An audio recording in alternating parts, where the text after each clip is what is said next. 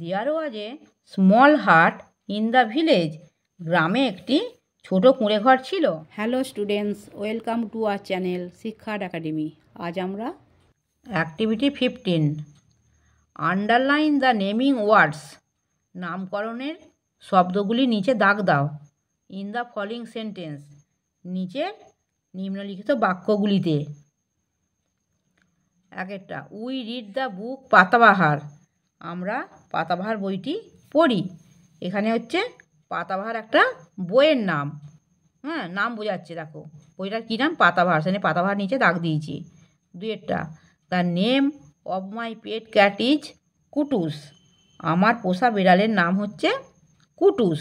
তাহলে এখানে বিড়ালের নাম কি, কুটুস। দেখো নামের নিচে দাগ দিয়েছি।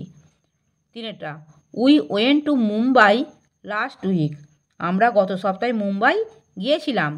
এখানে মুম্বাই একটা জায়গার নাম, সেই জন্য আমরা এখানে মুম্বাই নিচে দাগ দিয়েছি। Sealdah is a railway station. Sealdah একটি রেলওয়ে স্টেশন, সেই জন্যে শিয়ালদার নিচে দাগ দিয়েছি। Activity 16 circle the describing words. বর্ণনাকারী শব্দগুলিতে গোল দাগ দাও। The tall man rides on a bus. লম্বা লোকটি বাসে চড়ে। দেখো এখানে বর্ণনা দিয়েছে লোকটি কেমন, লম্বা, সেই জন্য এখানে টলটায় আমি গোল দাগ দিয়েছি। She drew a beautiful picture. সে একটা সুন্দর ছবি এঁকেছিল। তাহলে পিকচারটা কেমন ছিল, সুন্দর।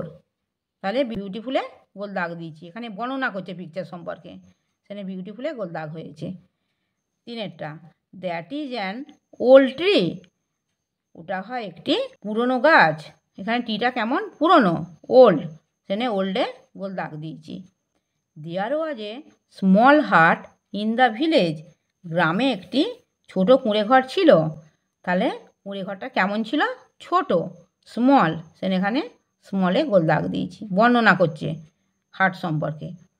আই টুক, আমি নিয়েছিলাম, এ উডেন বোর্ড, একটা কাঠের নৌকা, টু ক্রস দ্য রিভার, নদীটি পার হওয়ার জন্য। তাহলে এখানে নৌকাটা কেমন ছিল, কাঠের। নৌকার সম্পর্কে একটা বর্ণনা দিচ্ছে। আমি উডেনটাতে আমি গোল দাগ দিয়েছি। আমার পড়ানো যদি তোমাদের ভালো লেগে থাকে তাহলে এই ভিডিওটি লাইক করবে, বন্ধুদের মধ্যে শেয়ার করবে এবং আমার চ্যানেলটিকে সাবস্ক্রাইব করে বেল আইকনটি অন করে দেবে।